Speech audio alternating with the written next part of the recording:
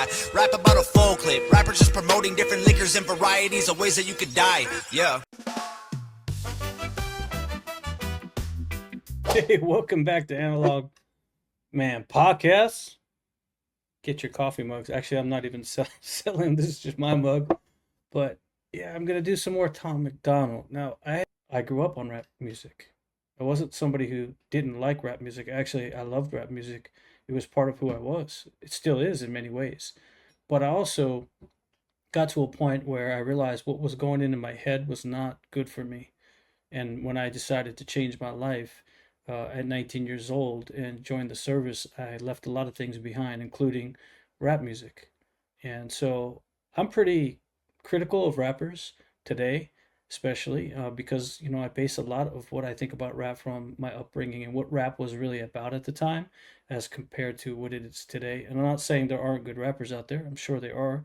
And, I know songs when they come across the radio and, I still listen to it every once in a while. But for me, I started listening to a lot of reggae and a lot of calypso and even Afro beats because the message was different and because I had to calm myself down. Because at that time in my life, I was a very, very aggressive person. So I had to find ways to bring it back down a notch. And there's other reasons why I stopped listening to rap music because it was not in line with my values anymore. As a Christian, as a person that wants to live my life with values, and someone with a bit of a stoic look on life, it's just not aligned. And it still is not aligned these days. For some reason, the messaging is pushed through this music. And I caught on to that early on where I was just like, no, I got to stop thinking this way. It's not going to lead me to anything positive. But I don't know Tom MacDonald well. I listened to a couple songs now. I'm starting to get a little bit of feel for who he is, but also from his subscribers, and I do read as much as I can. And I'm not quite sure where he stands on things, but I do see a lot of things that I understand deeply. But a lot of people are saying that this is the song, this was his breakout song, and this is the song you should listen to. So I'm going to go with that. This is like, one of his most popular songs and brought him fame. So maybe I can see why. We're going to go into Dear Rappers, and then we could talk more about this after. Man, it's easy for these rappers who have it all. Talk about the days when they used to be sad. I guess I can't relate to being famous and wealthy. I'm 28 and still praying for the day I have a chance. Maybe y'all can help me out though. I'm just trying to take care of my household. I don't even want to make my mouth go. I just want to win before the system that I'm in gets a hold of me again and starts to squeeze under my chin until I'm out cold. Dear rappers, can you help me? I'll even take a selfie with your album that I bought. I got every single CD that you ever fucking dropped. I spent everything I had. Okay, he just did a little flash of Eminem, and we'll talk about that after this video because I want to discuss with you guys what I think about Eminem in general in the rap game. But yeah, he's talking about a few things that already make a lot of sense, and yeah, I'm going to keep going. I spent everything I had and I never had a lot. Oh my God, what a mess. Your words help me deal with the stress. Used to contemplate my suicide the nights I... Yeah, he's trying. Also, people need to understand, like a lot of these kids that listen to rap music, they don't have anything else. It's just the CD, the music. I grew up that way where like that was the thing. When you did have money, that's what you would spend it on. That was the one thing. So that's how important it is. The messages that these musicians and these rappers are making and how that affects kids. He's talking about things right now. I was depressed, used to pop you in a boombox and sit up on my desk, listen to your music till I felt it in my chest. But these days it's like you don't have nothing left. Your music feels kind of like you're trying to write a check. Everything is digital, I mean no disrespect, but I'm paying even more and you give me even less. What the fuck? He just went full on that auto-tune, didn't he? You taught me to think, you taught me to grow, you taught me the things to survive on my own. But now you teach me to drink, you teach me to smoke, you teach me to think. Every woman's a hoe. I don't want your Xanax bars or your fancy foreign cars. Throw your money in my face and try to tell me that it's art. No, no, no,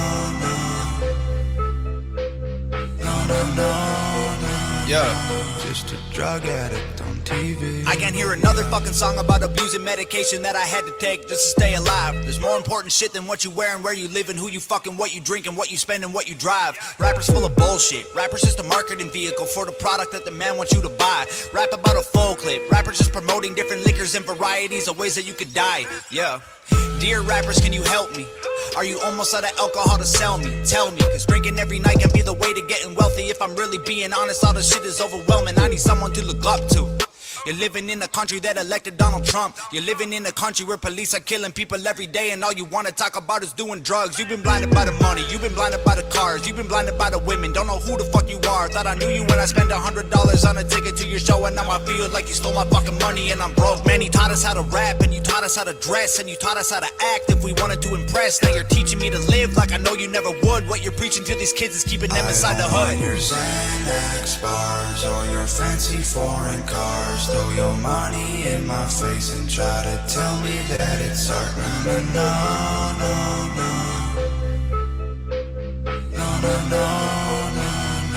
Just a drug addict on TV. I don't want your Xanax bars or your fancy foreign cars. Throw your money in my face and try to tell me that it's art. No.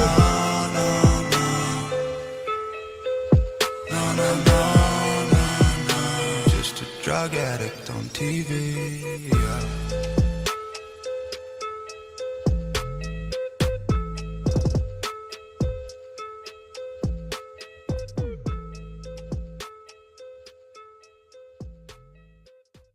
Man, we got a lot to talk about.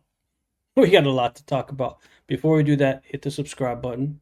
Buy me a cup of coffee. Links in the description if you can. Or super chats. The super chats are live. Even, if I'm not live, you can still super chat. Helps me out. Yeah, let's talk about this. First, I'd never heard this song before. Okay, so I was starting to get a little bit of an idea of who he was from the comment sections and everything. But this is like, I can see why this song, one, kind of started maybe his foundational climb, but two, it's a little bit older of a song. So I can tell when this song came out, what was actually going on in the rap industry at the time. This would have been a complete opposite opinion. And it's something that I've wanted to say. I couldn't say it in rap. I can't rap like this, but I wanted to say this. Like, what the hell happened to rap music? It used to be about something important, about a cause, about, there was a talk about oppression, or yes, policing was rough on people and there was issues with it. Like, there's certain things that rap music was bringing to light that wasn't being brought to light anywhere else. Yeah, there was some SMP stuff mixed in there because that's like, young and wild. But then it just became this full-on controlled industry where they were just pumping this stuff into your mind. And he's talking about the drug stuff, especially the kind of the pills and stuff that are meant for, different types of mental issues that people have that became just, people were just making, doctors were prescribing this like it was candy and it was being abused and mixed into drinks. And, when people make lean and things like that, I mean, so much of this stuff happened because of rap music, because it was influencing and it was teaching people how to do it.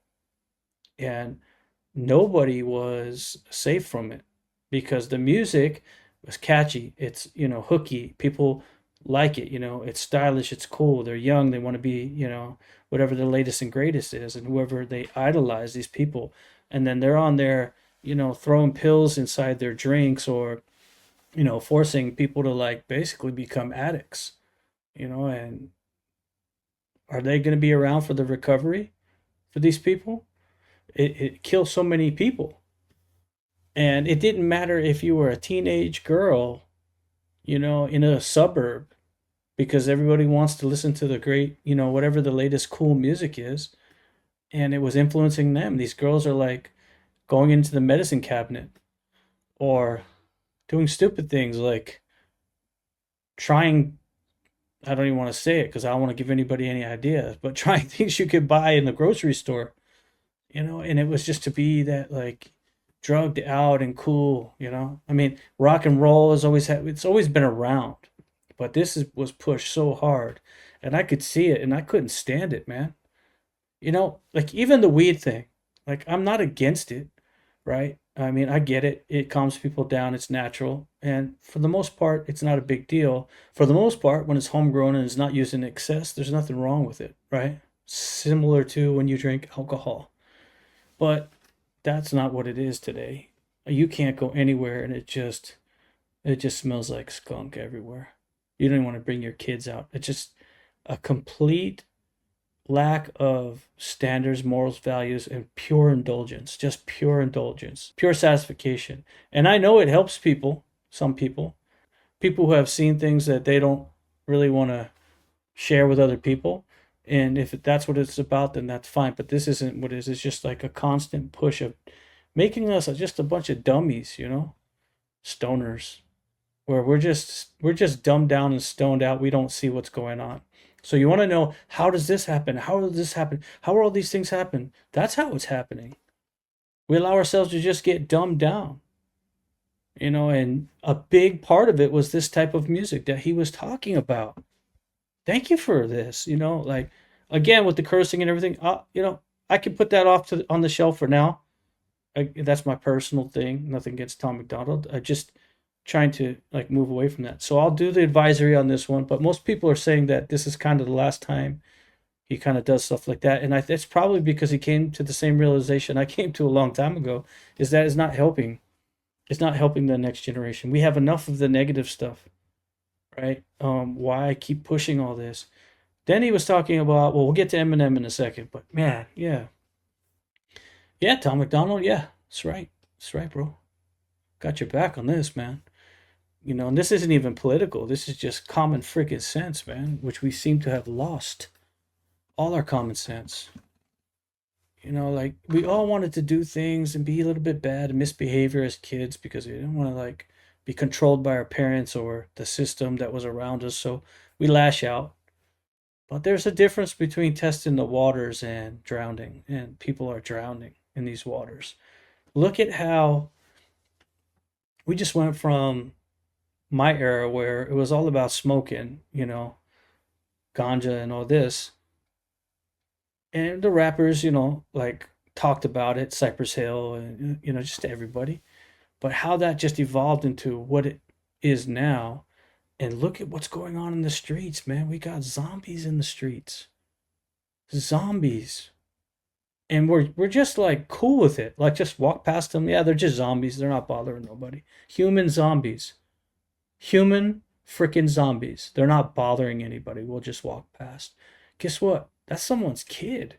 Someone's daughter. I was cruising in Hawaii, in Oahu, and I went over one of the exits there. Below the exit, unbelievable amounts. And this is being pushed in from external sources, and we're dumbed down and we can't see it. And there's agency, our agency, like we have to do something about it too. Can't just blame it on external.